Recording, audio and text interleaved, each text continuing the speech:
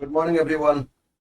Corporate accounts classes आप शुरू करते हैं। कॉर्पोरेट अकाउंट्स में हम लोग अभी इनिशियल स्टेज में ही है। इशू ऑफ शेयर कर रहे थे, आज इशू ऑफ शेयर से प्रैक्टिस करेंगे। थोड़ा बहुत एंट्रीज बाकी है तो कंप्लीट करके ही हम लोग आज प्रैक्टिस करेंगे। ठीक है, स्टार्ट करें। तो कॉर्पोरेट अकाउंट्स में हम लोग जो लास्ट एंट्री किए थे, देखो एक मिनट हम दिखा रहे हैं आपको। ये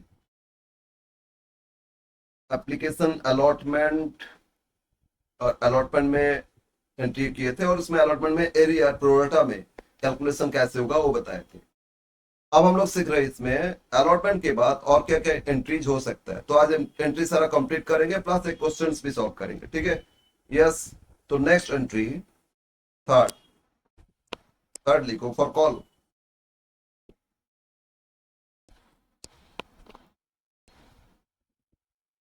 चाहे फर्स्ट कॉल हो चाहे सेकेंड कॉल हो, वट एवर। ठीक है, देखोगे अलॉटमेंट एप्लीकेशन सब में दो दो एंट्रीज था, इसमें भी दो ही एंट्री पास करो। एक तो पहले कॉल ड्यू करो, क्योंकि आप सर्टेन है ना, जिनको शेयर अलॉट किए उनको तो पे करना ही है, और पे नहीं करेगा तो उनका ही लॉस है, कंपनी उनको जब्त करेगा, परफिट करेगी। तो इसीलिए अब सर्टेन तो पहले ड्यू दिखा दोगे, और पहले बाद में जैसे जैसे रिसीव होते जाएगा होल्डर से वो रिसीव करते जाओगे। तो first entry for call due.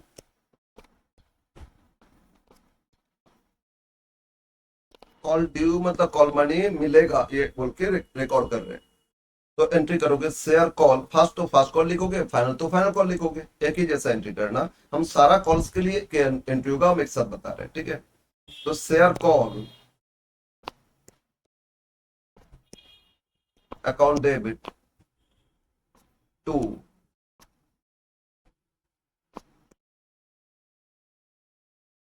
Share capital account. ठीक है, share call account debit to share capital account, entries कर लोगे। तो कितना नंबर ऑफ शेयर्स इशूड देख लो, कितना इशू किए थे, multiplied by call money. Share call account debit to share capital, इतना कैपिटल में ट्रांसफर होगी कॉल मनी। अब इसको रिसीव करो, पहले कॉल ड्यू दिखा ना, अब कॉल रिसीव करोगे तो फॉर कॉल मनी रिसीव,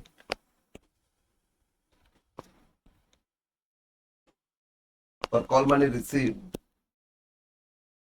अब एंट्री करोगे, क्या एंट्री करना होगा, bank account debit,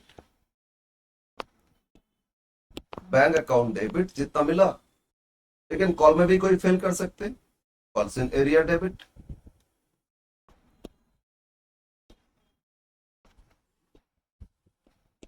calls in arrear debit. जिन लोगों ने फेल किए तो उनका एंट्री इसमें करोगे, राइट। ठीक है सर। लेकिन जिन लोगों ने एडवांस पे किए थे, कहाँ एडवांस पे किए थे याद करो, अलॉटमेंट में कोई एडवांस दे दिए थे, तो जो एडवांस दे दिए थे आप उनको क्या करेंगे, उनसे तो और मिलेगा नहीं, तो पहले मिल चुका ना, तो एडवांस क्रेडिट किए थे, अब उसको डेबिट कर दो, उतना माइनस करके ही तो मिलेगा ना। तो कॉल्स इन एडवांस आप डेबिट कर रहे हैं, calls in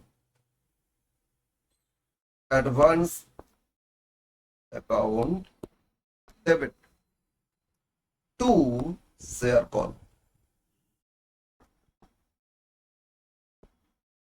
to share call. जो कॉल डेबिट किए थे ये टोटल जो डेबिट था वो आप क्रेडिट कर दो। तो टोटल कॉल मनी, इसमें जनरली प्रोरेटा अलॉटमेंट में एडजस्ट करते एक्स्ट्रा, कॉल में नहीं, तो इसीलिए कॉल मनी जितना डेबिट किए तो क्रेडिट कर दो, टोटल कॉल मनी। ठीक है, नाउ इसमें नंबर ऑफ शेयर्स पेड, कितना शेयर्स कॉल मनी पे किए इनटू कॉल मनी, है ना। इसमें number of shares failed, shares failed जो फेल किए, पेड नहीं किए, इनटू कॉल मनी। और इसमें number of shares paid advance, number of shares paid advance, लोगों ने एडवांस पे किए थे ना, advance into call money. Okay, तो ये हो गया आपका call due and call received, right. अगर पहले एडवांस मिला था उस टाइम क्रेडिट किए थे, अब वो एडवांस मनी मिल चुका था इसलिए अब डेबिट कर दो, माइनस करके रिसीव होगा। टोटल में से इतना एडवांस दिए थे और इतना एरियर है तो माइनस कर देंगे तो बाकी रिसीव हो जाएगा ना। बस ये हो गया आपका कॉल का एंट्री। अब कॉल के बाद अब क्या होगा, नाउ 4, अब एंट्री पास करोगे। ये जो एरियर मनी, ये अगर कोई पे कर रहे हैं तो एरियर तो फॉरफिट करेंगे, लेकिन उनका टाइम अलाउ किया जाता है कि ठीक है आपका एरियर उनको रिमाइंडर लेटर भेजता है कि आपका इतना ड्यू रह गया और ड्यू डेट ऑलरेडी ओवर, आप पे करो और नहीं तो आपको फॉरफिट किया जाएगा। वो लेटर का कोई रिप्लाई नहीं दिया, फिर फाइनल रिमाइंडर भेजेगा, तो उस रिमाइंडर लेटर के बाद भी वो पे नहीं किया तो फॉरफिट किया जाएगा। लेकिन वो पे कर रहे हैं तो पे करेगा तो उनको उनसे पेमेंट मिला एरियर मनी, तो एरियर जो डेबिट किए थे मिल गया तो क्रेडिट कर देंगे, ठीक है ना। तो एरियर मनी अगर रिसीव होता है, लेकिन अगर एरियर रिसीव होता है उनसे इंटरेस्ट के साथ ही मिलेगा, इंटरेस्ट उनको पे करना होगा। तो और अगर एडवांस मिला था तो उसमें इंटरेस्ट कंपनी को देना होगा। तो इसके लिए टेबल एप एप्लीकेशन होता है। तो टेबल एप इंप्लीमेंटेशन या टेबल एप फॉर इंटरेस्ट, ये क्या चीज के लिए, इंटरेस्ट के लिए है, interest on calls in arrear and calls in advance. अगर कोई एडवांस पे किए या किसी से एरियर था तो उस पर इंटरेस्ट चार्ज करोगे या इंटरेस्ट पे करोगे, वो as per table article of companies act 2013, not 1956, 2013। और 1956 में टेबल ए था, उसमें रेट कुछ और इसमें कुछ और। मैंने बताया था ना रेट कि एरियर पे कंपनी चार्ज करते 10% पर एनम, एडवांस पे 12% पर एनम पे करते, एरियर पे चार्ज करते, एडवांस पे पे करते। तो इसमें दो चीज, एक तो जो एडवांस दिए थे उनको इंटरेस्ट देना है, एक for interest paid on calls in advance. अगर कोई एडवांस दिए थे तो जितना दिन का एडवांस उतना दिन के लिए इंटरेस्ट 12% पर एनम के हिसाब से पे करेगा। तो एंट्री लिखते हैं, एंट्री बोलो इंटरेस्ट पे हो रहा है, एक्सपेंसेस है, तो interest debit, interest on calls in advance debit, interest on calls in advance debit to bank, ठीक है। तो एक कैलकुलेशन करो इंटरेस्ट और लिख दो। हम एक बार लिख लेते हैं कैसे करोगे इंटरेस्ट, मतलब एडवांस मनी इंटरेस्ट कैसे करोगे, एडवांस मनी इनटू एडवांस तो 12% into months from receiving date to due date divide by 12। Sir to arrear पे 10% चार्ज करते, एडवांस पे 12% पे करते, इंटरेस्ट है 12% और एक साल 12 मंथ्स का है, पर एनम मतलब 12 मंथ्स का इंटरेस्ट, तो डिवाइड बाय 12 मंथली आया। अब इसमें कितना दिन पहले एडवांस दिए थे, मान लो अलॉटमेंट में पे किए थे फर्स्ट कॉल मनी, एक ही कॉल था मान लो ना, एक ही कॉल, फर्स्ट कॉल मनी को first and final call money वो अलॉटमेंट में पे किए थे। तो अलॉटमेंट और फर्स्ट कॉल में पेमेंट ड्यूरेशन था 3 मंथ्स, मान लेते 3 मंथ्स था। तो ये जो एडवांस दिए थे कितना दिन के लिए, 3 मंथ्स। तो डेट ऑफ रिसीविंग डेट जिस दिन एडवांस मिला था, कब, अलॉटमेंट डेट, और ड्यू डेट ऑफ कॉल क्या था 3 मंथ्स आफ्टर, तो 3 months by 12 months, as calculation करोगे इंटरेस्ट मिल जाएगा और इंटरेस्ट लिख लो। समझ में आया, यस। तो एरियर सॉरी एडवांस पे हो गया, और कोई एरियर था उन्होंने पे कर रहे, ऑब्वियसली एरियर मनी किसी का है तो एरियर मनी पे करेगा तभी उनसे इंटरेस्ट मिलेगा। वो एरियर मनी पे नहीं किए तो इंटरेस्ट भी नहीं पे करेगा, प्रॉफिट हो रहा तो फिर इंटरेस्ट क्यों पे करेंगे बेचारे। तो अगर कोई किसी से एरियर मनी रिसीव्ड हो रहा है, समझ लेना एडवांस तो मिल गया तो उसको उस पर इंटरेस्ट देना है, लेकिन एरियर मनी अगर कोई पे कर रहे हैं होल्डर्स तो उनसे इंटरेस्ट के साथ मिलेगा। तो यहां लिखते हैं फॉर एरियर कॉल मनी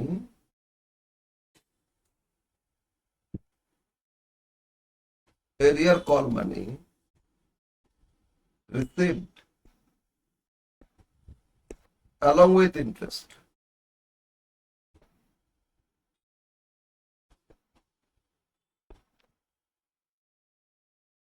जो एरियर मनी इंटरेस्ट के साथ मिलेगा तो एंट्री क्या करोगे? Bank debit, bank account debit to, क्या एरियर मनी मिला ना? ओहो, पेन का क्या प्रॉब्लम हो रहा है? तो कॉल्सन एरियर,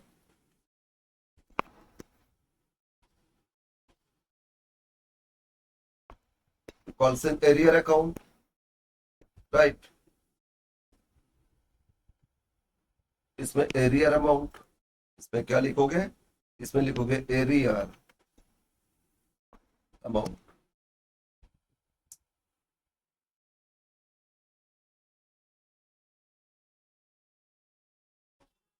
चार्ज फुल हो गया था फिर भी देखो, एरियर अमाउंट, राइट। और टू, और क्या मिल रहा है? इंटरेस्ट, टू इंटरेस्ट ऑन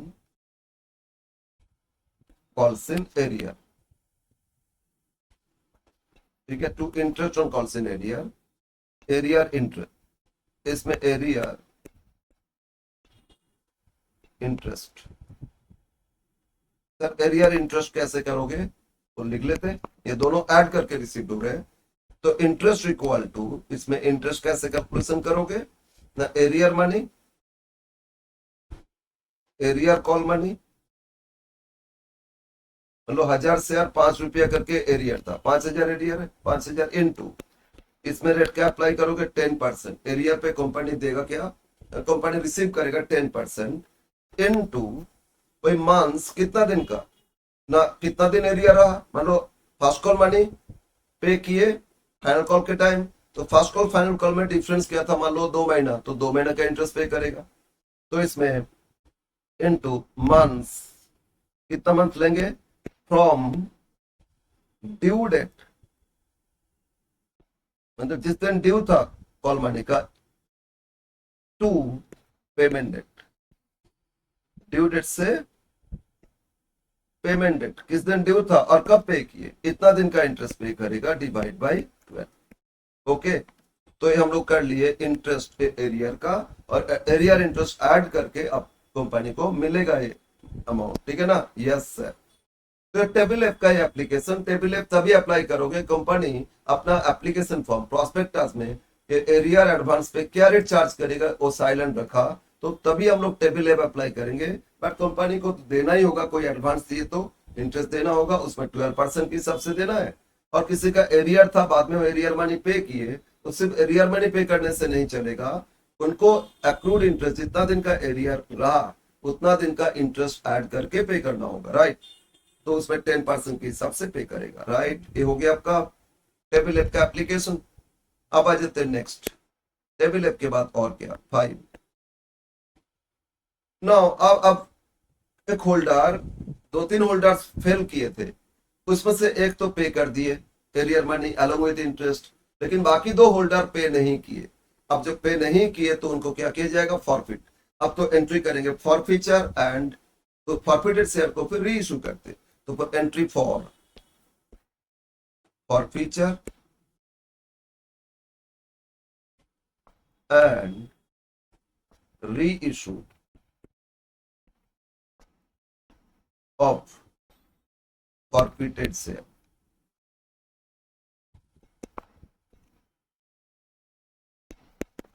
पहले फॉरफिट किया जाएगा और उसको फिर री इशू भी किया जाएगा। तो फॉरफीचर इसका एंट्री करेंगे और री इशू वो भी एंट्री करेंगे। तो एंट्री इसमें हो रहा है, एक क्या चीज का एंट्री हो रहा है ना? पहले फॉरफिट हम लोग कर रहे हैं, क्या चीज कर रहे हैं? फॉरफिट कर रहे हैं, ठीक है ना? Yes sir. तो फॉरफीचर एंट्री लिखो,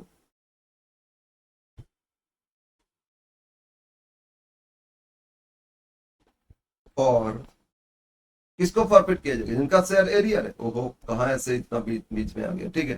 पर एरियर शेयर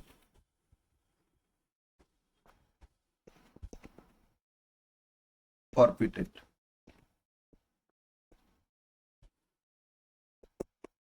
और एरियर शेयर्स फॉरफिटेड, तो एंट्री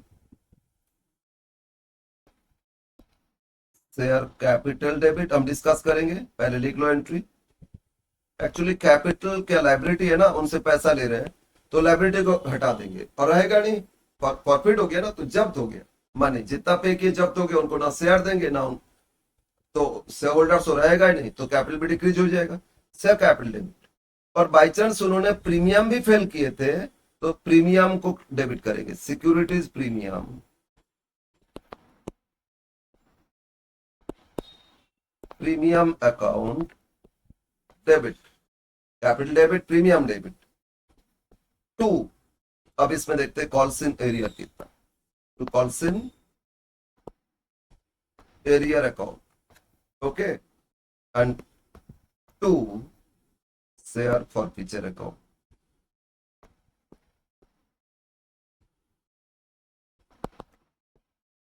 एंट्री क्या हो रहा है, शेयर कैपिटल डेबिट, अच्छा इक्विटी तो इक्विटी शेयर कैपिटल लिखोगे, प्रेफरेंस तो प्रेफरेंस शेयर कैपिटल लिखोगे, कौन सा शेयर वो मेंशन करेगा उसके हिसाब से लिख दीजिएगा, एंट्री तो ही पास करना। शेयर कैपिटल ऑफ डेबिट कितना करोगे, यहां साइड में हम लिख रहे हैं नंबर ऑफ शेयर्स फॉरफिटेड,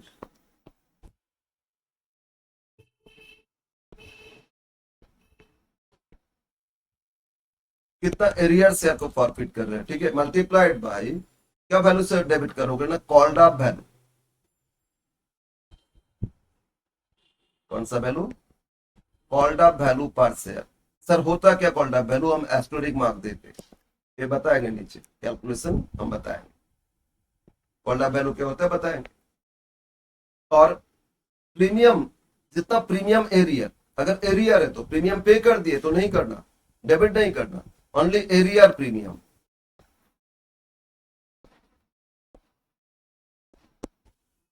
तो तभी हो सकता है जिस इंस्टॉलमेंट में कंपनी प्रीमियम ले रहे मतलब अलॉटमेंट में, और आप अलॉटमेंट फेल किए तो श्योर आप प्रीमियम भी फेल किए, तो एरियर एरियर हो गया ना तो डेबिट करोगे प्रीमियम को, जितना शेयर फेल किए इनटू प्रीमियम मनी उससे आ जाएगा, बट ऑलवेज ए नहीं होता है, बट जनरली ये होता है जितना शेयर फेल किए इनटू प्रीमियम मनी।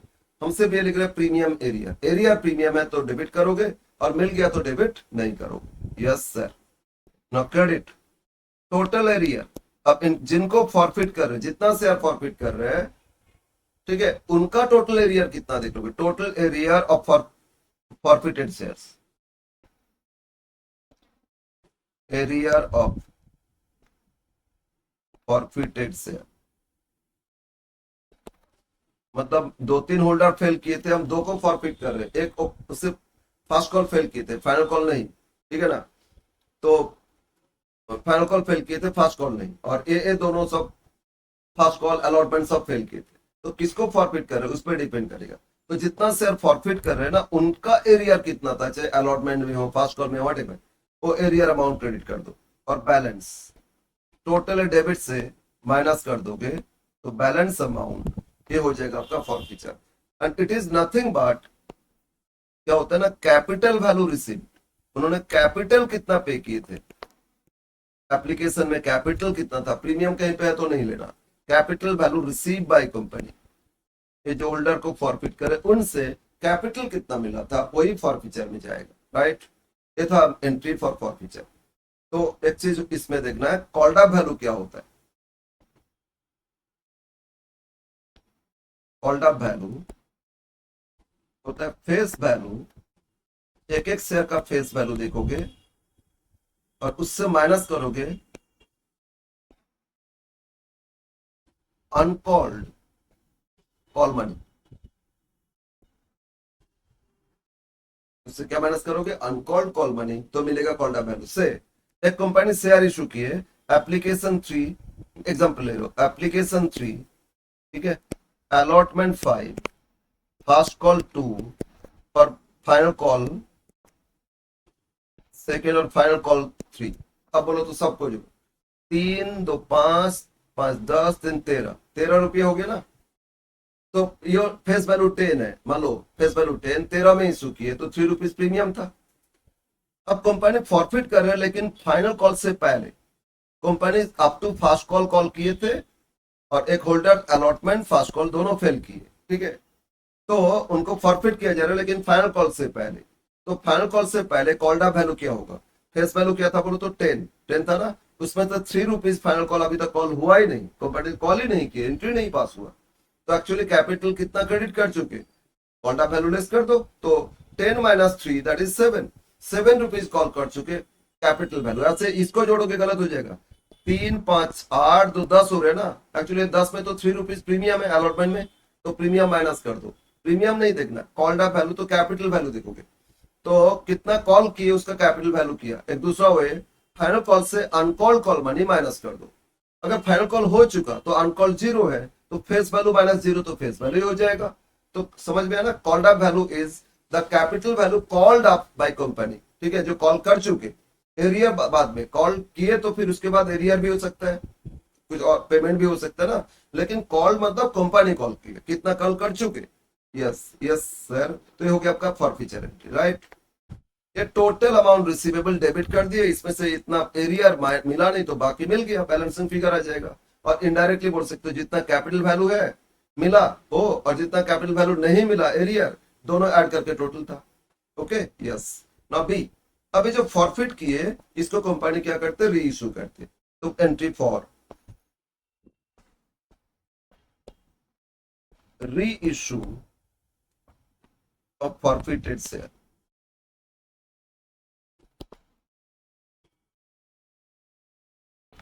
री इशू ऑफ फॉरफिटेड शेयर, ये जो फॉरफिटेड शेयर्स इसको री इशू कर रहे हैं, अब री इशू कर रहे हैं, इसमें अब इंस्टॉलमेंट नहीं होगा, मान लो कोई 100-200 शेयर के लिए फेल किए, उसके लिए नोटिस करो, पब्लिक नोटिस, इसके बाद उसमें एप्लीकेशन अलॉटमेंट, उस तरह थोड़ी होगा, वन टाइम कोई भी चाहे एम्प्लॉय हो कि मैनेजर्स हो किसी को इसको अलॉट कर देते थोड़ा डिस्काउंट में, या हाँ बहुत ज्यादा मार्केट में लिस्टेड हुआ तो थोड़ा डिस्काउंट प्रीमियम में भी हो सकता है, तो हम लोग री इशू कर रहे हैं, तो री इशू के लिए एंट्रीज क्या होगा, वन टाइम मिलेगा इसमें, इशू में वन टाइम पेमेंट मिल गया बैंक डेबिट।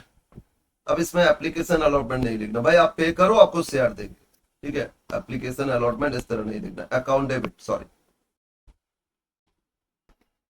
क्या करोगे, बैंक अकाउंट डेबिट कर लो। अगर डिस्काउंट में रीइशू किए, सर डिस्काउंट में तो इशू नहीं होता, रीइशू में एक डिस्काउंट लिमिट है, ये जो फॉरफिट करके आया ना, शेयर फॉरफिट से क्रेडिट किए तो उतना डिस्काउंट दे सकता है, जितना प्रॉफिट है उतना डिस्काउंट, मतलब कंपनी अपना पॉकेट से लॉस नहीं बियर करेगा, आपको फॉरफिट की एक प्रॉफिट कमा दिए और उतना डिस्काउंट दे के किसी और को दे देंगे, बस मेरा शेयर इशू हो जाएगा, कंपनी का नो प्रॉफिट नो लॉस। लेकिन डिस्काउंट उतना नहीं भी दे सकते, प्रीमियम में भी कर सकते, तो कंपनी का प्रॉफिट बढ़ेगा, कोई बात नहीं। तो बैंक अकाउंट डेबिट, अगर डिस्काउंट है तो डिस्काउंट नहीं लिखोगे, फॉरफीचर, क्योंकि प्रॉफिट आता ना फॉरफीचर, उसी से एडजस्ट करेंगे, फॉरफीचर को कम कर देंगे जो प्रॉफिट, तो एंट्री करोगे शेयर फॉरफीचर डेबिट,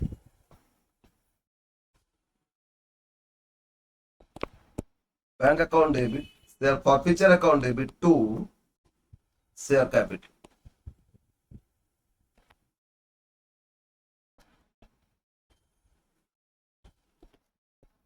अकाउंट, और प्रीमियम में इशू किए तो टू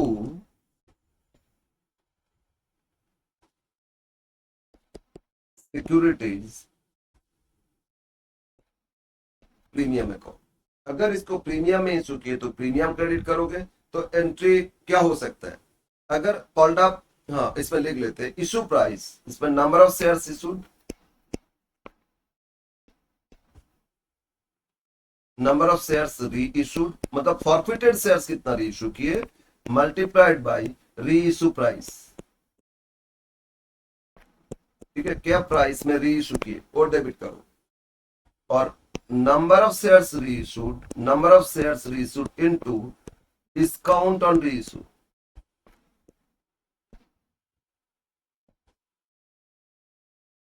री इशू में क्या डिस्काउंट है वो डेबिट कर लो, अब क्रेडिट करोगे नंबर ऑफ शेयर्स री issued multiplied by called up value,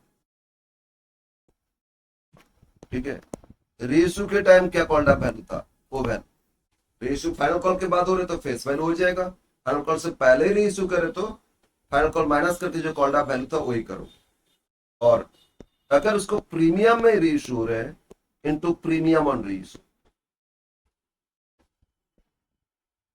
premium on री इशू, राइट, यस है, ये हो गया एंट्री फॉर री इशू। नाउ बट एक चीज लिख रहे हैं, ये जो फॉरफीचर डेबिट किए क्या चीज के लिए, डिस्काउंट, है ना। इस डिस्काउंट का एक लिमिट है, यानी कि कुछ भी दे सकते हैं डिस्काउंट, ये लिमिट है। कितना लिमिट है ना, अमाउंट फॉरफीचर, जितना फॉरफिट करके आया उससे ज्यादा डिस्काउंट नहीं दे सकते, उससे कम दे सकते, डिस्काउंट नहीं भी दे सकते, ठीक है। लेकिन डिस्काउंट अगर दे रहे हैं तो कितना डिस्काउंट, तो लिख लो एक बार एक नोट में, maximum limit of discount in reissue of forfeited share, in case of for reissue, in case of reissue of forfeited shares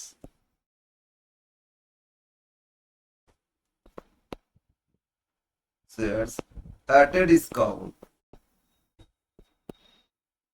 अगर डिस्काउंट में reissue, the maximum limit, maximum limit of discount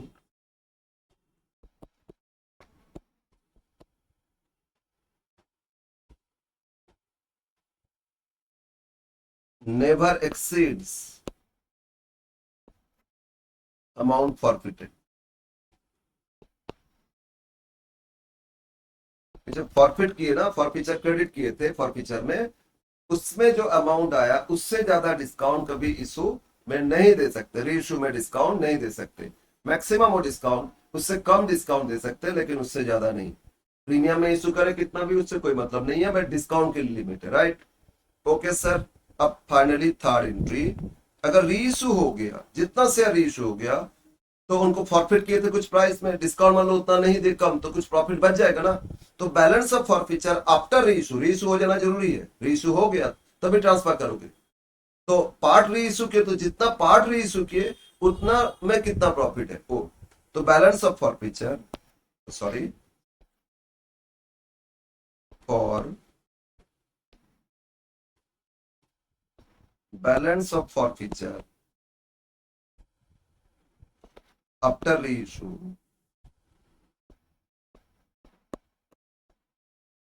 balance of forfeiture after reissue transfer to capital reserve। After reissue forfeiture balance को हम लोग transfer कर देंगे, किधर transfer करेंगे, capital reserve में। तो एंट्री करोगे share forfeiture debit, share forfeiture account debit to capital reserve.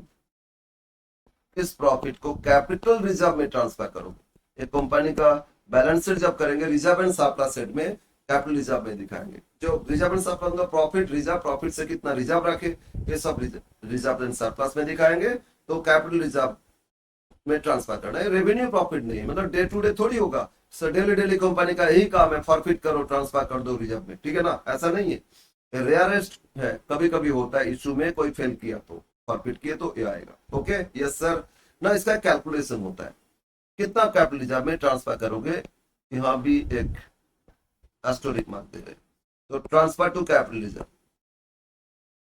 Capital reserve sir इसका क्या जरूरत है, ये जब फॉरफिट किए थे, एक मिनट सर, ये फॉरफीचर क्रेडिट था और इश्यू में डेबिट माइनस कर दो, बाकी फॉरफीचर अमाउंट जो बैलेंस है वो ट्रांसफर कर दो। हाँ ये तो होता है, लेकिन टोटल शेयर इश्यू हो गया, टोटल फॉरफिटेड शेयर इश्यू तो कर लेना, कोई प्रॉब्लम नहीं। लेकिन अगर पार्ट री इश्यू कर रहे हैं, टोटल नहीं, टोटल फॉरफिट किए 5000 शेयर लेकिन री इश्यू कर रहे 3000 शेयर, तो उस केस में कैसे करोगे, या दो तीन होल्डर्स अलग अलग स्टेज में फॉरफिट किए, कोई अलॉटमेंट फेल किए तो फॉरफिट किए, कोई फास्ट कॉल के बाद फेल किए थे फॉरफिट किए, तो सबका तो अलग अलग स्टेज में फॉरफिटेड था ना। तो कैलकुलेशन किसका कितना रीइश्यू कर रहे हैं ये फाइंड करोगे। Number of shares reissued, number of shares reissued, कितना रीइश्यू किए फॉरफिटेड शेयर, मल्टीप्लाइड बाय, इसमें मल्टीप्लाई क्या करोगे ना, फॉरफीचर पर शेयर, एक एक शेयर जो रीइश्यू किए उसको फॉरफिट कितना में किए थे, फॉरफीचर पर शेयर, ठीक है, माइनस कर दो डिस्काउंट ऑन रीइश्यू पर शेयर।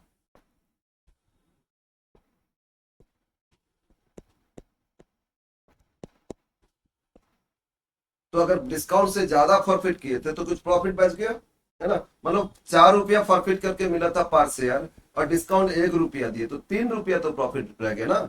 तो जितना रीइश्यू किए इंटू 3 हो जाएगा आपका कैपिटलिज्म।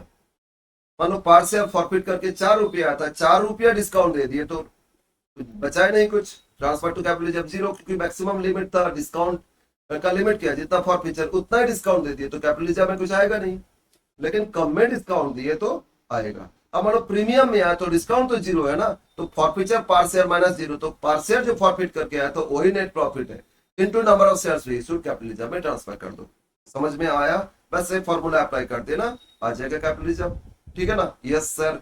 अब सारा एंट्री कैश इशू का हो गया, मोटा मोटा कैश इशू सब नहीं, आईपीओ या एफपीओ। राइट इशू में भी एएनटी पास होता है, लेकिन उसमें कुछ एक्स्ट्रा कैलकुलेशन तो हम लोग अलग से सीखेंगे। अब फाइनल एक एंट्री हो सकता है, क्या एंट्री, लास्ट एक एंट्री लिख रहे हैं फॉर एक्सपेंसेस ऑन इशू। ये जो सारा इशू लेके आया पब्लिक इशू, इसमें प्रोस्पेक्टस प्रिंट करना, नोटिस देना, एडवर्टाइजमेंट देना, पब्लिक नोटिस एक्सेट्रा बहुत कुछ है ना। तो सेबी से अप्रूवल लेना, तो बहुत कुछ है उसमें। लीगल एक्सपेंसेस, अदर एक्सपेंसेस लग रहा है, तो एक्सपेंसेस का एंट्री करोगे for expenses on issue of share. Question में अगर दे रहे तो फिर करोगे, नहीं दे रहे छोड़ो। एक्सपेंसेस तो लगता है प्रैक्टिकली, ठीक है ना, लेकिन क्वेश्चन में नहीं दिया तो इग्नोर करोगे, बट दिया तो करोगे ना। तो एंट्री लिखोगे share issue expense account debit to bank, share issue expenses account debit to bank, right? Yes sir. तो ये था आपका entries for issue of share on instalment basis. और प्रैक्टिकली आप लोग को जो 10 नंबर में क्वेश्चन मिलेगा इसी से ही देगा, ठीक है। अब पहले ना 15 मार्क्स में आता था, और आप लोग का 10 मार्क्स में किए, 10 मार्क्स में दे रहे हैं, तो 10 मार्क्स में देगा तो समझ लेना इसमें कैसे देगा ना। कोई जर्नल और कैश बुक, मतलब कैश बुक मतलब कैश ट्रांजैक्शन लेके अलग से पूछेगा, कैश बुक करो जर्नल करो। और पहले 15 मार्क्स में तो जर्नल, कैश बुक ये सब भी पूछता था, पर बैलेंस शीट भी पूछता था। हम लोग बैलेंस शीट सीखेंगे, कंपनी का बैलेंस शीट भी सीखेंगे, इसी में ही सीखेंगे। पहले कुछ एंट्रीज ठीक कर ले, इसके बाद सीखेंगे। पहले फिर other than cash issue etcetera सब सीखे। इशू ऑफ शेयर एक्चुअली सब इशू लेके तो लेंगे चैप्टर से, राइट? अब हम एक क्वेश्चन को ले रहे हैं। अच्छा, लास्ट में जो क्वेश्चन लिए थे उसी को एक्सटेंड कर रहे हैं, ठीक है ना। देखो ये मैंने लिखे थे अच्छा, इसको अलग से क्वेश्चन ले ले, या तो बहुत कुछ लिखे थे वहां तक समझाने के लिए, तो ठीक है अलग से क्वेश्चन कर लेते, ठीक है अलग से क्वेश्चन ले लेते। नाउ राइट डाउन ए क्वेश्चन, कंप्लीट क्वेश्चन अब आ जाएगा। ओके,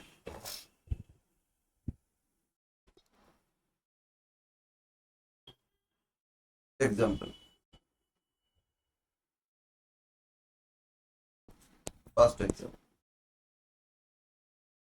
सर इधर बहुत स्पेस है, ठीक है हम इधर से कर रहे हैं।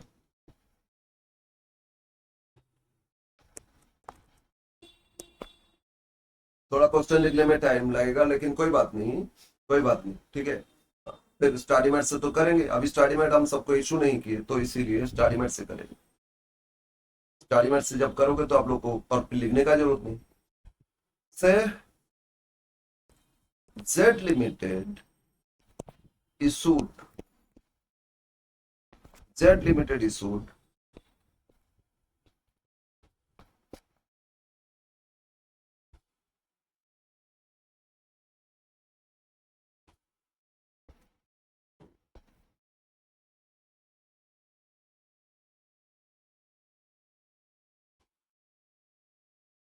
₹50,000 equity shares, ₹10 each, at ₹12, मतलब ₹2 प्रीमियम हो गया। Payable ₹3, application ₹4, allotment including premium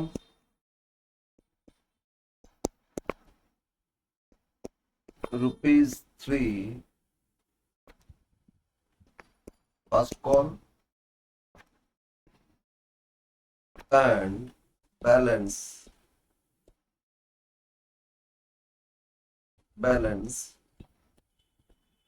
final call, मतलब सेकेंड एंड फाइनल कॉल। एक बार देख लेते हैं क्या होना चाहिए फाइनल कॉल। 10 का शेयर 12 में इशू की तो 12 रुपया लेगा ना पर शेयर कंपनी, 3 रुपया एप्लीकेशन में ले रहे, 4 अलॉटमेंट में प्रीमियम इंक्लूड हो गया तो 7 रुपया ले लिए, 3 रुपया फास्ट कॉल, 10 रुपया ले लिए ना तो 2 रुपया आएगा फाइनल कॉल। ये ब्रैकेट में एक बार लिख लेते, 2 रुपीज आ रहा है ना बैलेंस, यस। अब एप्लीकेशन रिसीव्ड, अब कंपनी को एप्लीकेशन मिला, application received for 84,000 shares, issue किए थे 50, आया कितना 84,000 shares, end of which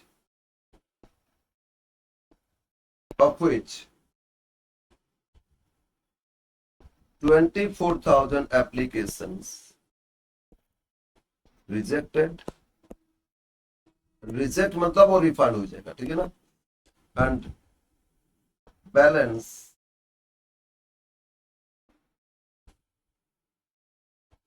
allotted on pro rata, okay ना। ऑब्वियसली जो बैलेंस अलॉट हो रहा है उसमें जो एक्स्ट्रा वो अलॉटमेंट में एडजस्ट होगा, वो बोलने का जरूरत नहीं, कुछ नहीं तो अदरवाइज बोल देगा जो एक्स्ट्रा सब टोटल रिफंड कर दिए तो अदरवाइज अलॉटमेंट में एडजस्ट होगा, ये मान लेना। नाउ ये तो एप्लीकेशन आया था। अब कंपनी में call up to first call, final call company अभी कॉल नहीं की, ठीक है, एंड रिसीव्ड मनी एक्सेप्ट, कुछ एक्सेप्शन है, क्या एक्सेप्शन है, first exception mister A holder of 3,000 shares, कितना शेयर होल्ड कर रहे हैं 3,000 shares,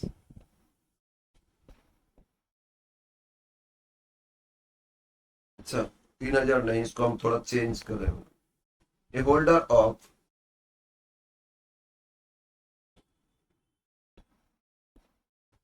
4,000 shares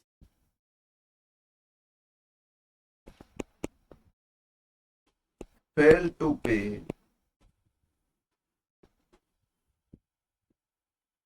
allotment and call money, ठीक है। B, mister B another applicant for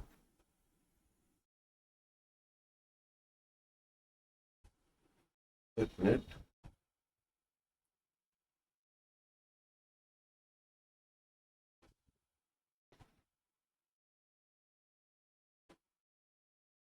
$2,400 shares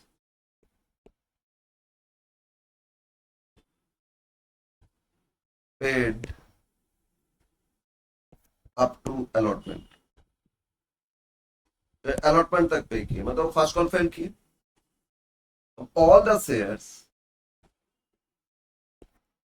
shares were forfeited, all the shares are forfeited before final call, क्योंकि final call ही नहीं किए ना, पर बोलो क्या बोले थे, up to first call, and reissued 5,000 shares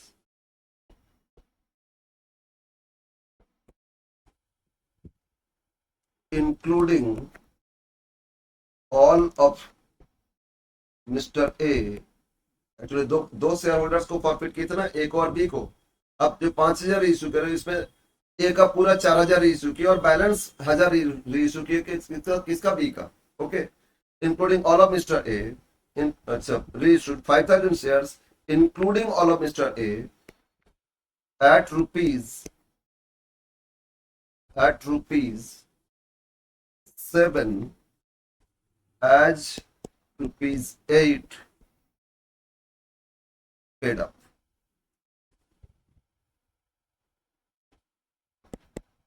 sir इसका मतलब क्या? एक्चुअली 8 रुपीज ही तो कॉल हुआ था, फाइनल कॉल तो हुआ नहीं 2 रुपया, तो फेस वैल्यू क्या था 10। 2 रुपया फाइनल कॉल कॉल हुआ नहीं, तो कॉल्ड अप वैल्यू तो 8 था। तो इनको रीइश्यू करे फाइनल कॉल जब किसी से नहीं ले तो इनसे कैसे ले सकते? मतलब इनको 8 रुपया का जो पेड अप वैल्यू है उसी को इशू किया जा रहा है, लेकिन इनसे ले रहे 7 रुपया, 1 रुपया डिस्काउंट में रीइश्यू किए। बस ये था question. Pass entries, pass journal entries in the books of company, right. तो इस क्वेश्चन में हम नरेशन लिखेंगे, ठीक है। यस, अब स्टार्ट करते हैं इस क्वेश्चन। ओके, नाउ सॉल्यूशन एक बार पढ़ लेते, फिर पूरा क्वेश्चन पढ़ ले। तो कंपनी कितना शेयर इशू किए बोलो? कंपनी टोटल कितना शेयर इशू किए? कंपनी इशू किए सर 5,000 शेयर। यस सर, हाँ 50,000 शेयर। Face value 10। क्या प्राइस में इशू किए? 12 रुपया करके इशू किए। उसमें एप्लीकेशन में कितना पे करना है? 3 रुपीज पे करना है। अलॉटमेंट में कितना पे करना है? 4 रुपीज पे करना है। इसमें प्रीमियम 2 रुपीज है, तो 2 रुपया कैपिटल, मतलब अलॉटमेंट में 2 रुपया कैपिटल और 2 रुपये प्रीमियम। और फास्ट कॉल कितना पे करना है? 3 रुपीज पे करना है फास्ट कॉल। और बाकी फाइनल कॉल तो बैलेंस 2 रुपीज होता है फाइनल कॉल। टोटल ऐड करके 12 होना चाहिए ना। यस, तो 4 3 7 3 10 2 12, राइट। अब 50,000 तो इशू किए थे, एप्लीकेशन आया 84,000, तो कितना 34 एक्स्ट्रा आया। उसमें से 24,000 एप्लीकेशन को तो रिजेक्ट कर दिए, रिफंड हो गया। तो बाकी कितना बचा बोलो? 60,000 बचा। 84 में से 24 लेस करो ना, 60 बचा ना। तो 60 को 50 देना है, तो प्रोराटा रेशियो है ना, अभी भी एक्स्ट्रा है। तो 60 को 50, 6:5 इस रेशियो वाइज बाकी को शेयर अलॉट कर दिया, अलॉटमेंट ऑन प्रोराटा। तो जो 60 को 50, जो 10 से एक्स्ट्रा, वो अलॉटमेंट में एडजस्ट हो जाएगा। Now company made call up to first call. अब कंपनी फास्ट कॉल तक कॉल किया, अभी फाइनल कॉल डिमांड किया नहीं किसी से। और इसमें से सबसे मिल गया मानी एक्सेप्शन 2, ए और बी। मिस्टर ए 4,000 शेयर जो होल्ड कर रहे हैं, उन्होंने फेल किया अलॉटमेंट भी और कॉल मनी भी। और be another holder, another applicant, बोला ध्यान देना। होल्डर में तो उनको अलॉट किया गया था शेयर इतना, लेकिन एप्लीकेंट ने तो अप्लाई किया था क्या? एप्लीकेशन तो 60,000 था, उनको ही तो 50 दिए थे प्रोवाइडर, है ना। तो इसमें इनको शेयर थोड़ा कम दिए थे, प्रॉफिट कुछ कम शेयर हो गए होगा, ये अप्लाई था। पेड अप टू अलॉटमेंट, मतलब फर्स्ट कॉल फेल किए थे, फाइनल कॉल तो कॉल ही नहीं किए। और दोनों शेयर्स, ये दोनों को कंपनी अब फॉरफिट कर लिए, रिटर्न भेजे होंगे, उसके बाद भी रिप्लाई नहीं आया, तो चलो फॉरफिट करो, सबको जब कर लिए। All the shares are forfeited before final call and reissued 5,000। Okay, एक का तो 4,000 था, तो 5,000 में 4,000 ए का पूरा रीइशू हो गया, और बाकी 1,000 बी का रीइशू किया। तो बी का कुछ रीइशू है, कुछ बी का रीइशू नहीं कर पाए, फिलहाल नहीं हुआ तो किया जाएगा बाद में, अभी फिलहाल नहीं किए। क्या प्राइस में रीइशू किए ना? 8 रुपये का शेयर, साथ में रीइशू किए, 1 रुपया डिस्काउंट। क्यों 8 रुपये का शेयर? फाइनल कॉल तो किसी से लिया नहीं, तो इन जिनको रीइशू करे उनसे कैसे फाइनल कॉल ले ले? तो फाइनल कॉल जब सबसे कॉल कीजिएगा तो इनसे भी लेंगे। अभी फिलहाल 8 रुपया फर्स्ट कॉल तक जो पेड अप वैल्यू था, उसी 8 रुपये का शेयर इनको कितना में बेचे? 7 रुपया, 1 रुपया डिस्काउंट में। बस एक क्वेश्चन समझ में आया ना? अब सॉल्व करते हैं। सॉल्यूशन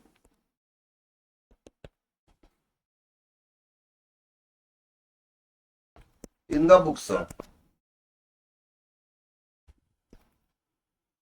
कंपनी कौन था? Z limited.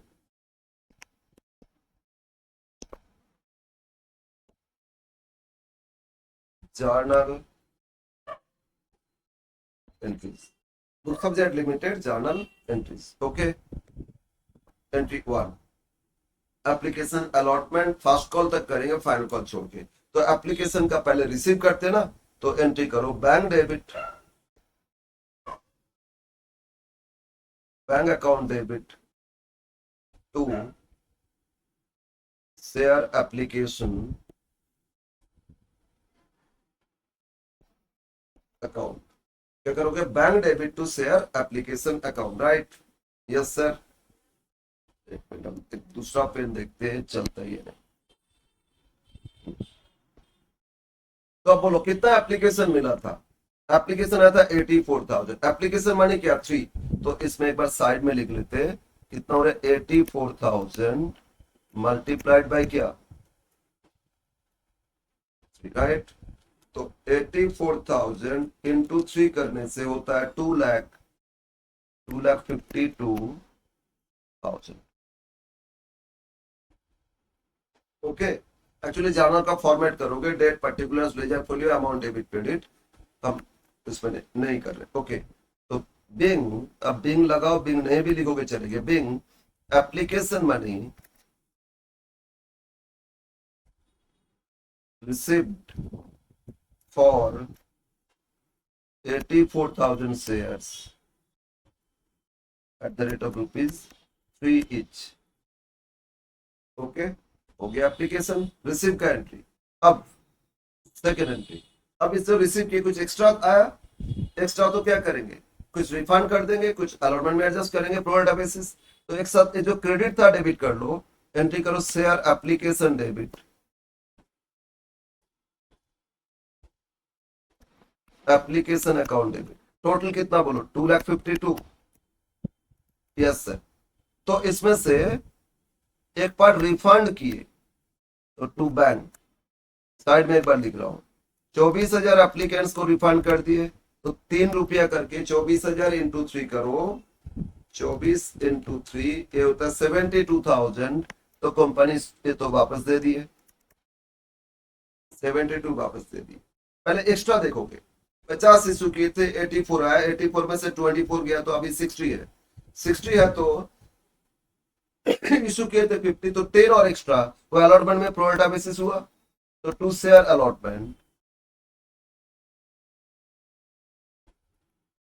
कितना और एक्स्ट्रा है बोलो? 10,000 इंटू 3 करके पे की, तो 30,000 अलॉटमेंट में ट्रांसफर कर दिए, राइट? अब एक्स्ट्रा का तो हो गया। अब जितना इशू किए थे और इक्विटी शेयर इशू किए, तो उसको कैपिटल में ट्रांसफर कर दो, इक्विटी शेयर कैपिटल अकाउंट। बाकी जो इशू किए थे, क्या इशू किए थे? इक्विटी शेयर इशू किए थे, तो टू इक्विटी शेयर कैपिटल। और बोलो कितना इशू किए थे? 50,000। इसमें प्रीमियम तो नहीं है ना, तो प्रीमियम होता टू, प्रीमियम अलग से लिखते नहीं, तो 1,50,000 एक कैपिटल में ट्रांसफर कर दी। एक बार तीनों को जोड़ के देखना 252 आ रहा है या नहीं। यस, 252 आ गया ना? Yes sir. तो ये आपका सेकंड। अब इसमें नरेशन तीनों, तीन एंट्री कंपाउंड किए ना, तो नरेशन में थोड़ा ज्यादा आएगा, ज्यादा लिखना होगा। कितना रिफंड किए, कितना एडजस्ट किया अलॉटमेंट में, वो सब कितना कैपिटल में ट्रांसफर, वो लिखोगे। Being 24,000 application refunded, 10,000 application adjusted with allotment, and 50,000 shares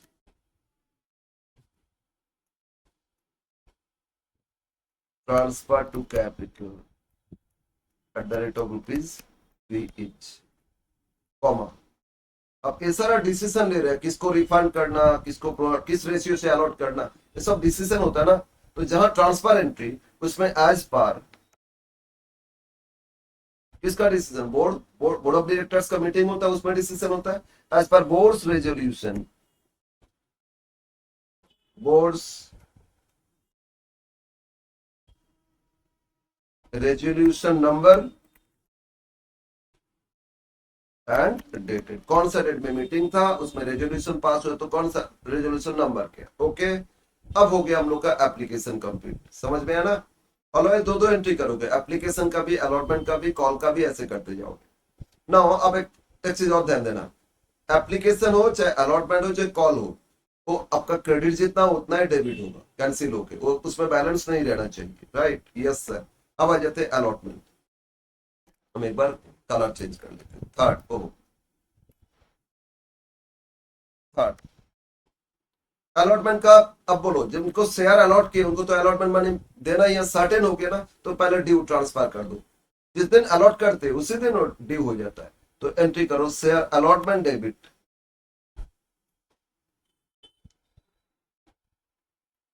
share allotment account debit to, अच्छा अलॉटमेंट में प्रीमियम भी है ना, यस सर, तो टू इक्विटी शेयर कैपिटल, इसी इंस्टॉलमेंट में प्रीमियम है, तो एक ध्यान रखना, जहां कैपिटल लिख रहा है उसी के साथ ही आएगा अलग से प्रीमियम, कैपिटल से एक्स्ट्रा ही तो प्रीमियम, तो to securities premium.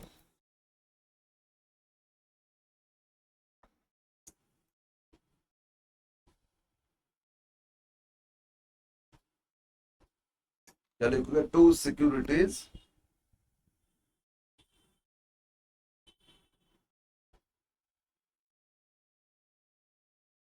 Premium account, तो एंट्री क्या हुआ, allotment account debit to share capital to securities premium.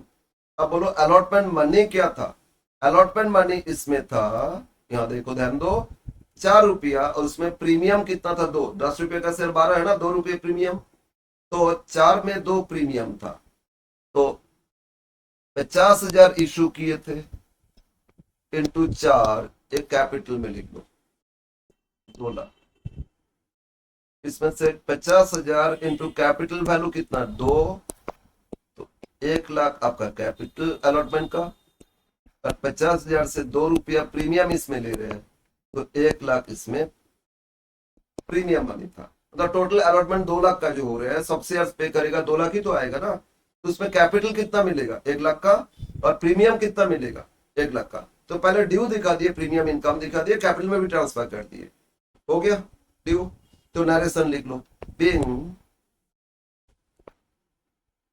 Allotment money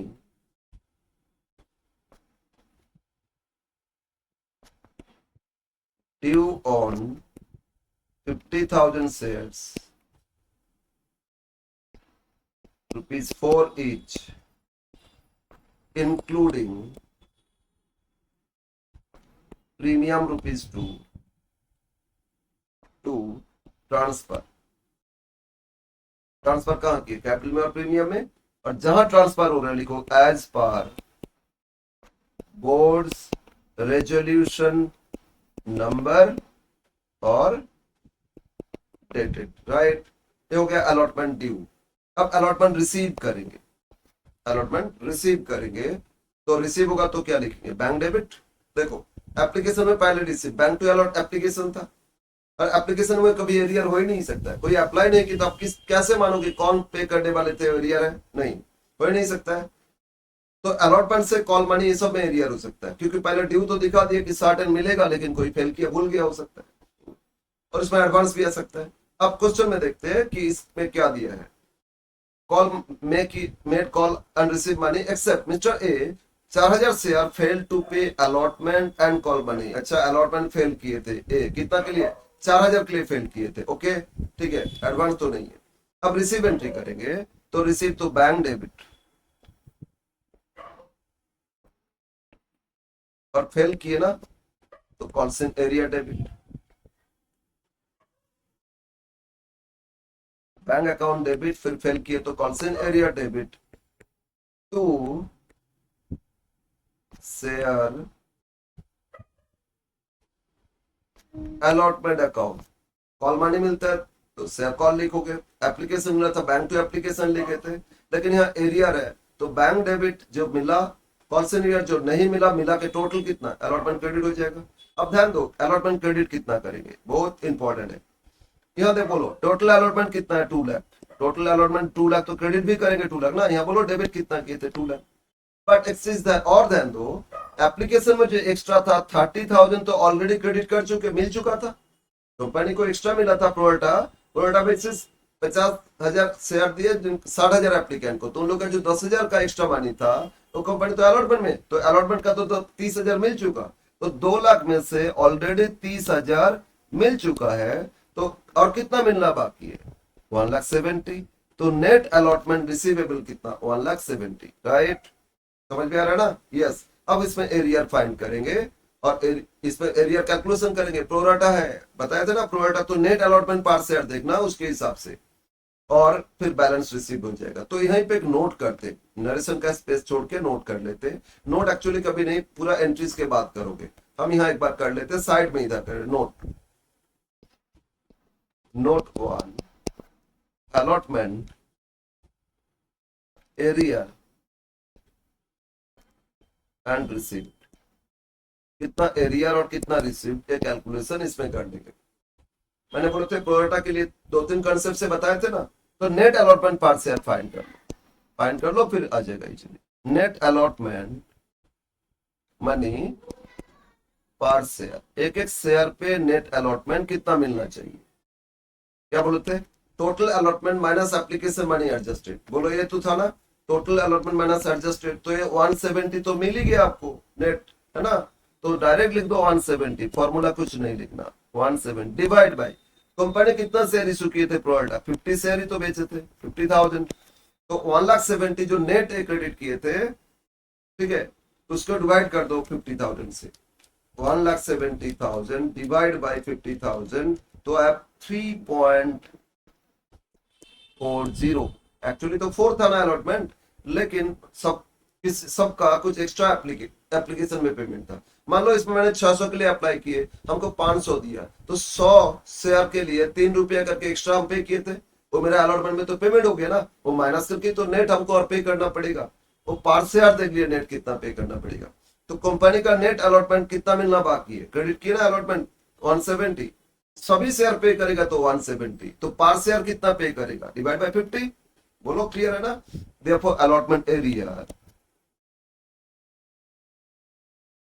allotment area कौन फेल किए थे, मिस्टर ए, 4,000 शेयर के लिए फेल किए थे, इंटू कर लो 3.4, 4,000 इंटू 3.4, राइट,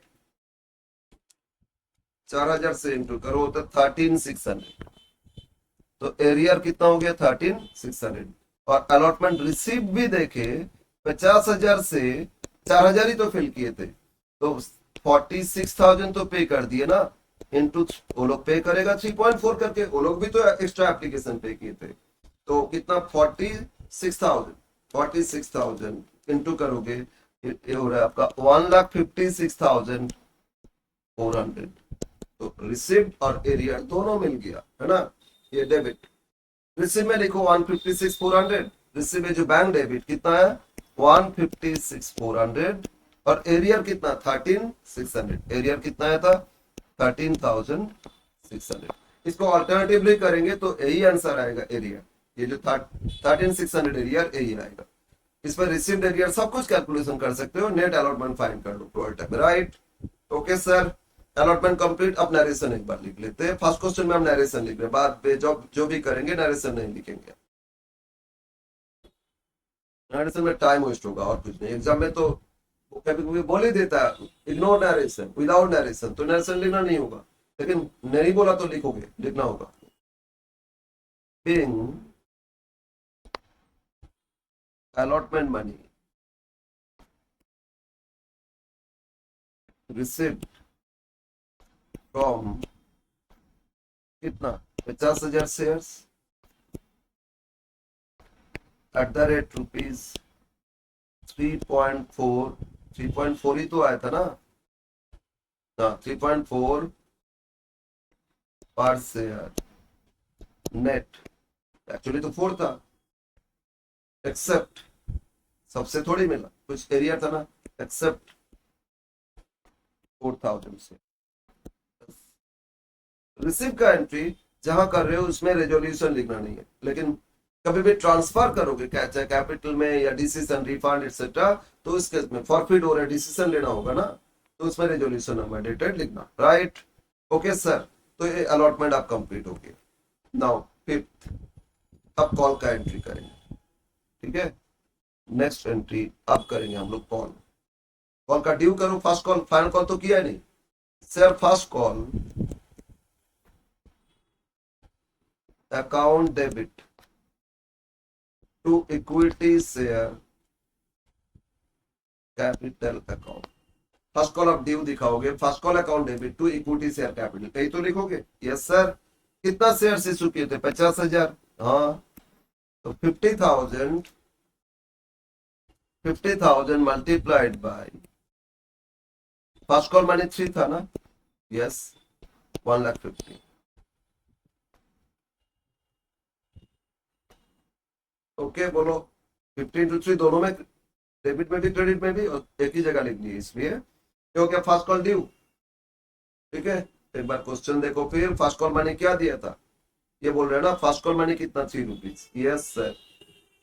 अब देखते हैं फर्स्ट कॉल में एक और एप्लीकेंट 2,400 अप्लाई किए थे, वो अलॉटमेंट तक पे किए, मतलब फर्स्ट कॉल फेल किए थे। तो फर्स्ट कॉल में ए भी 4,000 के लिए फेल किए थे और बी भी फेल किए थे, तो बी के लिए भी देखना होगा इसमें, लेकिन नरेशन इसमें लिख ले। बीइंग फर्स्ट कॉल मनी, जब तक फॉरफिट नहीं हो रहा ना, ड्यू तो दिखाते जाओगे फुल। फॉरफिट होने के बाद उनसे कॉल नहीं कर सकते, ड्यू नहीं दिखाएंगे। बट जब फर्स्ट अलॉटमेंट फेल किए तो फर्स्ट कॉल फेल किए या नहीं, कंपनी उम्मीद पे रहता है, जब तक फॉरफिट नहीं करे ड्यू दिखाते जाओ, ठीक है ना? फिर first call money due on 50,000 shares at the rate of ₹3 each, transfer capital, share capital as per board's resolution number dash dated dash complete। First call receive का एंट्री आप करेंगे, ये तो ड्यू हो गया ना 6। अब फर्स्ट कॉल रिसीव, तो उसमें भी एरियर है, तो bank debit, bank account debit, arrear है तो कॉन्सेंट एरियर डेबिट,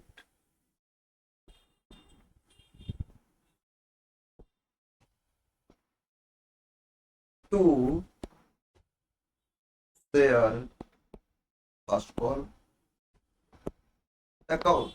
अब फर्स्ट कॉल डेबिट कितना किए? 150, तो क्रेडिट कर दो उतना, ठीक है ना? यस।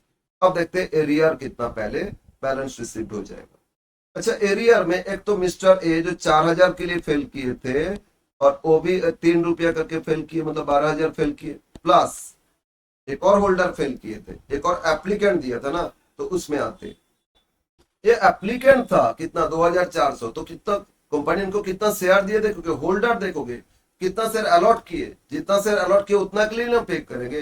तो रेशियो एक बार देखते हैं प्रोराटा का क्या हो रहा है, बोलो कितना एप्लीकेशन मिला था? 84। इसमें से कंपनी 24 को तो रिजेक्ट कर दिए थे, यस सर। तो बाकी 60,000 एप्लीकेंट्स है ना प्रोराटा, इन लोगों को ही तो 50,000 इशू किए थे, जीरो कैंसिल, 6:5। मतलब क्या हो रहा है बोलो तो? अगर कोई 6 के लिए अप्लाई किए तो कंपनी इनको कितना शेयर दिए बोलो? 5। कोई 6 के लिए अप्लाई किए तो कंपनी इनको कितना शेयर दिए? 5। अब बोलो ये 2,400 के लिए अप्लाई किए थे, तो इनको शेयर्स कितना देंगे? शेयर्स बोलो, 5/6 × 2,400, यही तो होगा ना? 2,400, 2,000, ये होता है 2,000 शेयर्स। तो कंपनी इनको कितना शेयर दिए थे? 2,000। अब कंपनी जब 2,000 शेयर दिए तो 2,000 के लिए फेल किए, हम वही कैलकुलेशन यहाँ दिखा रहे हैं। 2,400 के लिए अप्लाई किए थे, इंटू 5/6 मतलब 2,000, इंटू 3 रुपीज। तो इधर देखो 4,000 इंटू 3 कितना हो रही है? 12,000, और इसमें 2,000 इंटू 3 6,000, तो 18,000।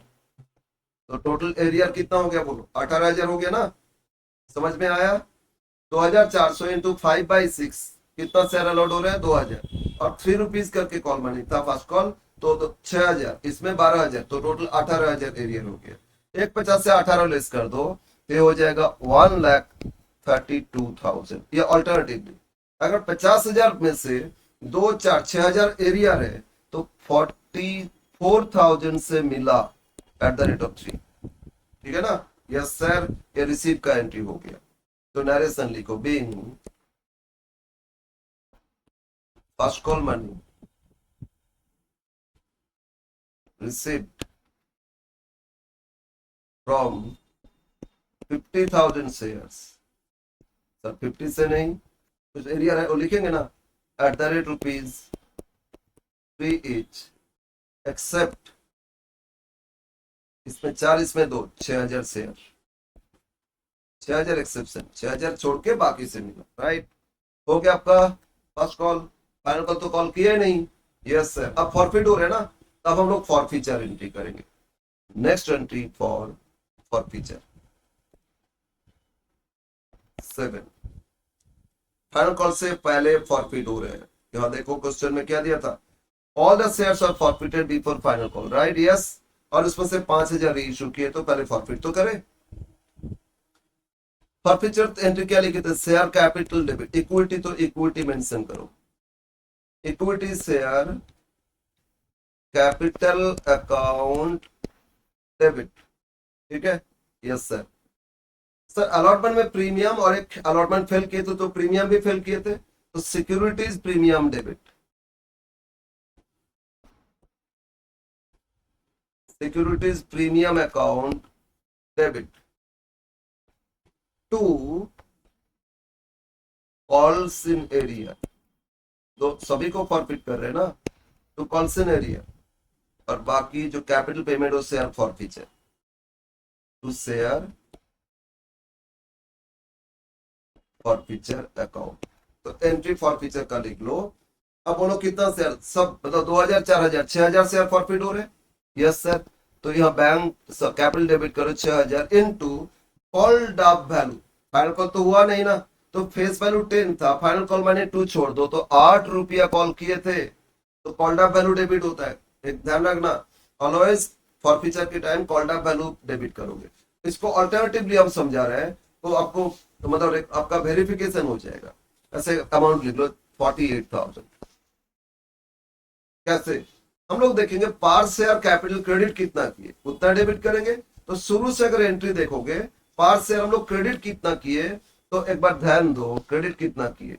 यहाँ पार शेयर कैपिटल में देखो 3 रुपया आया था, है ना, share application to capital, per share 3 rupees किए थे, यस सर।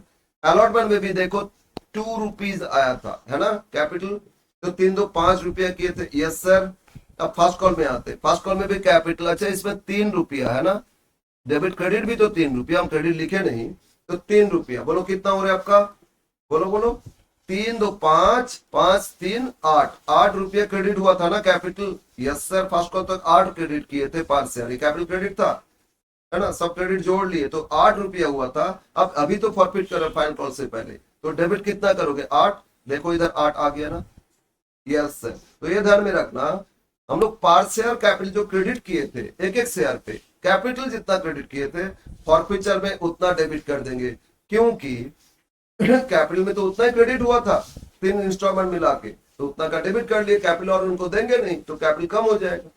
समझ में आया, यस सर। अब प्रीमियम डेबिट देखते हैं। अच्छा 2 होल्डर को फॉरफिट कर रहे हैं, लेकिन फर्स्ट होल्डर अलॉटमेंट फेल किए थे ना, ये जो अलॉटमेंट में एक ही, तो ये जो 4000 शेयर के लिए फेल किए थे, कैलकुलेशन किए थे, देखो 4000 के लिए फेल किए थे ना, मतलब ये अलॉटमेंट फेल किए, क्योंकि अलॉटमेंट में कंपनी प्रीमियम ले रहे हैं, और अलॉटमेंट में वो फेल किए, मतलब प्रीमियम भी फेल किए थे, यस सर। मैंने बोले थे प्रीमियम जो फेल करते एरिया प्रीमियम वही डेबिट करेंगे, बट सेकेंड होल्डर वो तो अलॉटमेंट पे कर दिए थे, यस सर, उनसे प्रीमियम मिल गया, हाँ सर, तो उनके लिए प्रीमियम डेबिट नहीं करेंगे। प्रीमियम डेबिट कर रहे इसीलिए, पहले ड्यू मान लिए थे ना अलॉटमेंट में, सबसे सबका प्रीमियम को क्रेडिट कर दिए थे, लेकिन अगर वो 4000 के लिए अलॉटमेंट फेल किए तो उनका प्रीमियम तो मिला नहीं, तो क्रेडिट गलती से एक्स्ट्रा किए थे 4000 के लिए कैंसिल करेंगे, इसीलिए डेबिट कर देंगे। तो अगर प्रीमियम एरिया है तभी डेबिट होगा, नहीं तो नहीं करना। तो 4000 जो अलॉटमेंट फेल किए थे उनसे 2 रुपया करके प्रीमियम, 8000 एरियर हुआ, ध्यान रखना। और जो सेकेंड होल्डर 2000 फेल किए थे, वो कॉल मनी फेल किए थे, वो अलॉटमेंट पे कर दिए थे, प्रीमियम एरिया नहीं है तो डेबिट नहीं करना, up to calls in area.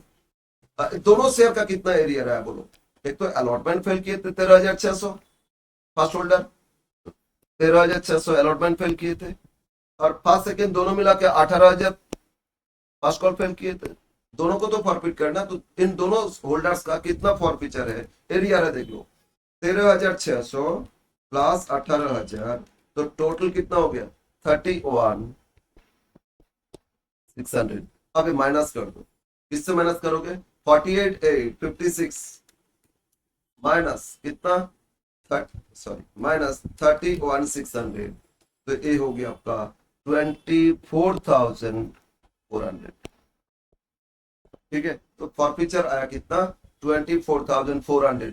अच्छा, ये वेरीफाई हम करेंगे क्योंकि कितना करके फॉरफीचर आना चाहिए वो देख रहा हूं। मैंने बोला था कैपिटल वैल्यू जो मिला कंपनी को वही आएगा ना, तो कैलकुलेशन करते हैं। मिस्टर ए कितना शेयर, 4,000 शेयर के लिए उनको फॉरफिट किया ना, तो बताओ तो उन्होंने एप्लीकेशन मनी पे किए थे, यस सर, ₹3, वो तो कैपिटल वैल्यू था। अब अलॉटमेंट मनी पे किए थे, नहीं सर, नहीं, पार्ट पे किए। अलॉटमेंट उन्होंने पे किए पार्ट, कैसे, एक्चुअली अलॉटमेंट था बोलो कितना, ₹4 था ना, लेकिन एरियर कितना दिखा है, 3.4। एक्चुअल अलॉटमेंट 4 था, तो फिर एरियर कैसे दिखा रहे 3.4 ना, उनका कुछ एक्स्ट्रा एप्लीकेशन में पेमेंट था, वो अलॉटमेंट में ट्रांसफर किए, मतलब कुछ पोर्शन तो अलॉटमेंट का भी मिल गया था उनसे एप्लीकेशन में, तो वो पार्ट शेयर कितना नेट मिला था वो मिल जाएगा, 4 - 3.4, 0.6 तो अलॉटमेंट का भी मिल गया था। बोलो बोलो, एक्चुअली जब अलॉटमेंट ₹4 था, लेकिन उनसे एरियर जब दिखा रहे थे 3.4, क्योंकि एप्लीकेशन में एक्स्ट्रा पे किए थे प्रोडा, तो एक्चुअली अलॉटमेंट का भी पार्ट उन्होंने पे किए थे, तो वो भी फॉरफिट किए कंपनी, कितना बोलो तो 0.6, 3 + 0.6, ये मिस्टर ए के लिए आएगा। और अब नीचे लिख रहा हूं बी, ये नोट में अलग से करो, नहीं करोगे चलेगा, बैलेंसिंग फिगर तो आएगी ना वेरिफिकेशन के लिए, ये वेरीफाई कर लोगे बेटर रहेगा। सेकेंड ऑर्डर 2,000 के लिए उन्होंने ₹3 एप्लीकेशन पे किए थे, हाँ सर, अलॉटमेंट भी पूरा पे किए थे, तो अलॉटमेंट तो 4 था, लेकिन प्रीमियम छोड़ो, प्रीमियम फॉरफिट नहीं होता, कैपिटल, तो 4 में से 2 प्रीमियम छोड़ दो, ₹2 कैपिटल पे किए थे, हाँ सर। फर्स्ट कॉल फेल किए थे तो नहीं, फेल किए तो मिला नहीं, तो मिला था कितना उनसे, ₹5 करके, तो फॉरफीचर आ रहे हैं फर्स्ट होल्डर के लिए पार्ट शेयर 3.6 करके, और सेकंड के लिए ₹5 करके, तो 4,000 इंटू 3.6, ये होता है आपका 14,400, और इसमें 5 इंटू 2 10,000, 10,000 और 14,400, बोलो टोटल कितना हो रहा है, 24,400। फॉरफीचर आ गया ना, यस, इट इज वेरीफाइड। जिन लोगों ने जितना कैपिटल वैल्यू पे किए थे, कंपनी उतना फॉरफिट कर लिए, फॉरफीचर आ गया, क्रेडिट, क्लियर है ना, यस।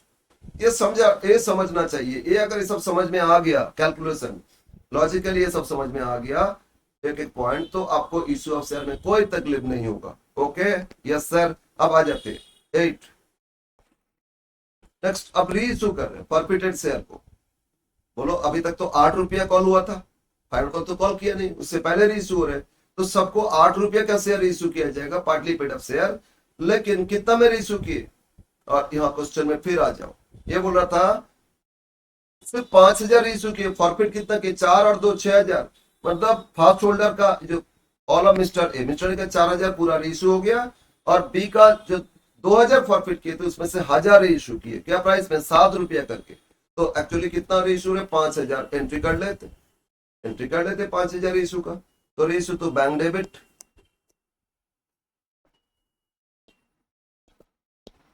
ओहो, नरेशन इसमें नहीं लिखे, बीच बीच में भूल जाते, अच्छा नरेशन लिख देते, फिर करेंगे, है ना।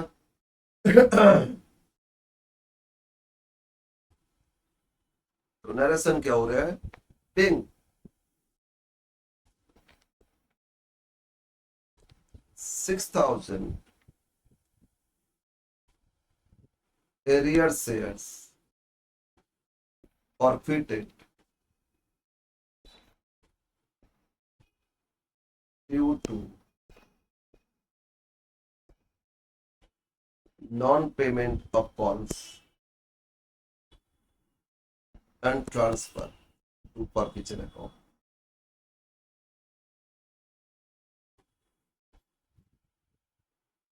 Forfeiture account as per board's resolution number dated. Company forfeit कर रहे हैं तो कंपनी रेजोल्यूशन पास किए, ऐसे नहीं कर सकते, सब लीगल फॉर्मेलिटी, लीगल कंप्लायंस उनको करना है, इसलिए कंपनी में कंप्लायंस बहुत ज्यादा होता है। कंपनी में एक है, कंपनी में ग्रोथ है, कंपनी में sky is the limit, market capitalisation कुछ भी हो सकता है, लेकिन इसमें प्रॉब्लम है कंप्लायंस बहुत ज्यादा, कंप्लायंस एक एक नहीं करोगे तो फिर आपका कंपनी बढ़ नहीं पाएगा, बहुत सारे लीगल नोटिस आ जाएगा, पेनाल्टी आपको देना होगा, काम करना मुश्किल हो जाएगा। खैर 8, अब हम लोग री इशू करेंगे। री इशू का एंट्री कितना, 4, कितना 5,000 इशू किए, बैंक डेबिट 5,000 इशू किए, 7 रुपये करके, है ना। एक्चुअली कॉन्ट्रैक्ट वैल्यू 8 था, 1 रुपया डिस्काउंट है, डिस्काउंट तो 1 रुपया दे सकते हैं। इसमें पार्शियल फॉरफिट किए थे 3 रुपया 60 पैसे, इसमें 5 रुपया, तो 1 रुपया तो डिस्काउंट दे ही सकता है, आराम से दे सकता है, ठीक है ना, बोलो ना। जितना फॉरफिट करके मैक्सिमम उतना डिस्काउंट दे सकते हैं। तो बैंक अकाउंट डेबिट, डिस्काउंट के लिए share forfeiture debit, forfeiture account debit to equity share capital. फिर कैपिटल क्रेडिट कर रहे हैं, देखो फॉरफिचर तो डेबिट कर लिए थे ना, अब उतना क्रेडिट कर रहे हैं फिर। लेकिन 5,000 हम लोग रीइश्यू किए, तो 5,000 1 रुपया डिस्काउंट दिए, और ये 5,000 कॉन्ट्रैक्ट वैल्यू क्या था 8, 35,000 बैंक डेबिट, 5,000 फॉरफिचर डेबिट, और 40,000 कैपिटल क्रेडिट। पूरा रीइश्यू नहीं किए, इसमें 6,000 था ना, 2,000, 5,000, 1,000 अभी भी रीइश्यू नहीं किए, तो 1,000 के लिए 8,000 रुपये इधर डेबिट तो हो गया, लेकिन क्रेडिट नहीं। जब रीइश्यू करेंगे देखा जाएगा, फिलहाल फिलहाल रीइश्यू नहीं किए। तो नरेशन लिख लेते हैं, being 5,000 forfeited shares reissue,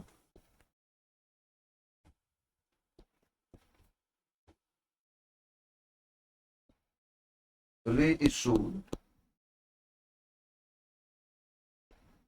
at ₹7 as paid up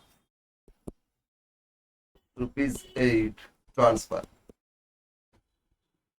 to capital as per board's resolution number and dated। हो गया आपका फॉरफिचर, रीइश्यू भी हो गया ना। अब last entry transfer to capital reserve, बस कंप्लीट हो जाएगा क्वेश्चन। क्योंकि फॉरफिट जो प्राइस किए थे उससे कम तो डिस्काउंट दिया ना, तो कुछ प्रॉफिट बचा, नेट प्रॉफिट, वो ट्रांसफर कर दो कैपिटल रिजर्व में। Share forfeiture debit, share forfeiture account debit to capital reserve, entry क्या करोगे, share forfeiture account debit to capital reserve. तो फिर यह कैलकुलेशन है, मैंने क्या लिखे थे formula, number of shares issued into forfeiture per share minus discount per share. तो इसमें दो अलग अलग दिखाएंगे, ये नोट में दिखा सकते हो। अच्छा, ये नरेशन लिखे, being balance of forfeiture after री इशू,